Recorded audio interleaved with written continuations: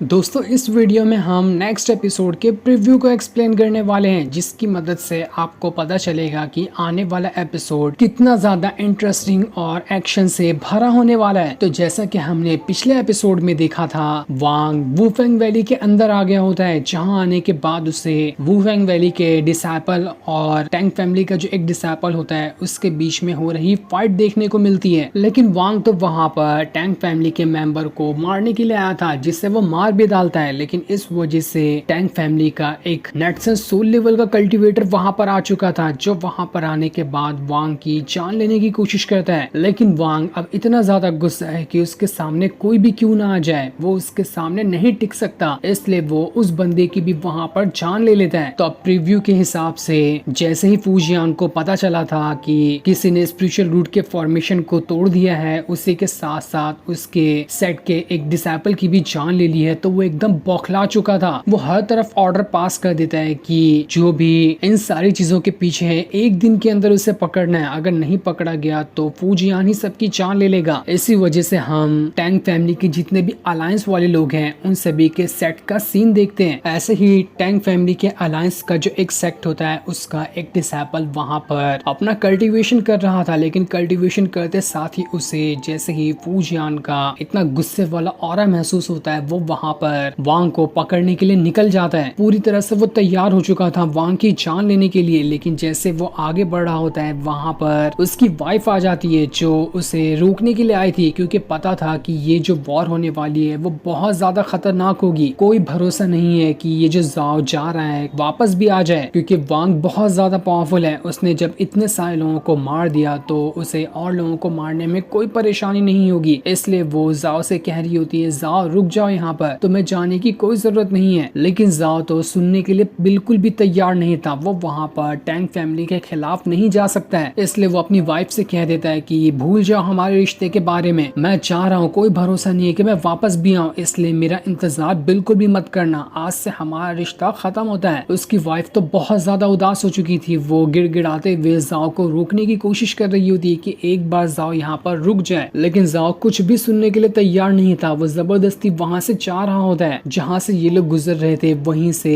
वांग का भी गुजर होता है, जो आसमान में अपने मॉस्किटो बीस्ट के ऊपर सवार होकर आगे बढ़ रहा था। वो टैंग फैमिली के सेट की तरफ ही जा रहा होता है, ताकि जहाँ पर भी वो सारे लोग जमा हैं वो उन सभी की जान ले सके। ऐसे ही जब वो आगे बढ़ रहा होता है, उसकी नजर जाओ पे भी पड़ जाती है, जो ये सारी चीजें देख रहा था कि कैसे जाओ इस लड़ाई में जा रहा है अपनी वाइफ को छोड़कर। वांग के हाव भाव से ऐसा लग रहा था कि शायद वो जाओ को पहले से जानता है। जब वो 400 साल पहले जाओ कंट्री में ही रहा करता था, वहाँ उन दोनों के बीच कुछ ना कुछ तो बातें होंगी, लेकिन प्रीव्यू में नहीं दिखाया गया कि क्या वांग यहाँ पर जाओ की जान ले लेता है या फिर उसे छोड़ देता है। एपिसोड में क्लियर दिखाया जाएगा कि वांग ने आखिर जाओ के साथ क्या किया। इसके बाद अपनी डिवाइन सेंस का इस्तेमाल करते हुए टैंग फैमिली का जो मेन सेक्ट है उसे ढूंढ रहा होता है, ताकि वो वहां जा सके, क्योंकि उसे अभी हाल फिलहाल तो परफेक्ट एड्रेस नहीं पता था कहाँ पर टैंग फैमिली का असल सेक्ट मौजूद है। वो अपने ही मॉस्किटो बीस्ट पे सवार होकर काफी लंबा सफर तय करता है, और बहुत देर के सफर करने के बाद आखिरकार उसे वो जगह मिल जाती है जहाँ पर टैंग फैमिली के सारे लोग मौजूद थे। जैसे वांग वहां पर आता है ना, उन सभी को पता चल चुका था कि हाँ ये वही बंदा है जिसे मारने का फूजियान ने हमें ऑर्डर दिया है। हमें कैसे भी करके इस वांग को मारना पड़ेगा, वरना फूजियान हमारी जान ले लेगा। लेकिन वांग को तो कोई फर्क नहीं पड़ रहा था। सेक्ट में आने के बाद उसे वहां पर बहुत सारे लोग दिखाई देते हैं, जो वहां पर तैयार बैठे थे वांग की जान लेने के लिए। कई सारे वहां पर डिसाइपल मौजूद थे, लेकिन उन्हीं डिसाइपल के बीच में 3 कोर मेंबर होते हैं। उन्हें देखकर वांग वहां पर एक जोरदार आवाज में कह रहा होता है, टैंग फैमिली के कोर मेंबर कहाँ छुप कर बैठे हो, सिर्फ 3 ही क्यों बाहर आए, सारे के सारे क्यों नहीं बाहर आ गए, क्या तुम्हें मुझसे डर लग रहा है? जिसके अंदर हिम्मत है वो सब बाहर निकल कर आ जाओ, मैं यहाँ पर एक एक को चुन चुन कर मार डालूंगा। वांग के ऐसे धमकी भरे वर्ड्स को सुनकर उन तीनों कोर मेंबर को बहुत ज्यादा गुस्सा आ चुका था। वो लोग समझ जाते कि वांग यहाँ पर कमजोर तो बिल्कुल भी नहीं है, हमें उससे हल्के में नहीं लेना चाहिए। इसलिए उन लोगों ने वहां पर अपने अटैक को एक्टिवेट करना स्टार्ट कर दिया था, ताकि वो वांग के ऊपर अटैक करते हुए उसकी जान ले सके। लेकिन वांग एक ही सेकंड में उनके सभी के सभी अटैक को वहां पर डिस्ट्रॉय कर देता है। उससे तो कोई असर ही नहीं हुआ था उन सभी के अटैक का। डिसाइपल के अटैक का तो असर उससे वैसे भी नहीं होने वाला था। कोर मेंबर जो थे 3 वहां पर, उनके भी अटैक का उस पर कोई असर नहीं हुआ था। इस वजह से एक जो कोर मेंबर होता है वो वहां पर आने के बाद अपने बहुत ही ज्यादा पावरफुल हैमर को बाहर निकाल लेता है, जिस हैमर को उसने सीधा वांग की तरफ ही भेज दिया था ताकि उस हैमर का इस्तेमाल करते हुए वांग को इंजर्ड कर सके। लेकिन वांग को इससे भी कोई फर्क नहीं पड़ता, वो वहां पर दोबारा से अपनी पावर का इस्तेमाल करते हुए उस हैमर को भी वहां पर डिस्ट्रॉय कर देता है। जो देखकर वो तीनों कोर मेंबर समझ चुके थे कि ये लड़ाई इतनी जल्दी तो नहीं खत्म होने वाली, हम अपने छोटे मोटे अटैक का इस्तेमाल करते हुए इस वांग को यहाँ पर नहीं रोक पाएंगे। अगर हमने इसे नहीं रोका तो ये पक्का हमारी जान लेकर सेक्ट के अंदर घुस, उसके बाद न जाने ये कितने लोगों की जान लेगा उसका तो अंदाजा भी नहीं लगाया जा सकता, क्योंकि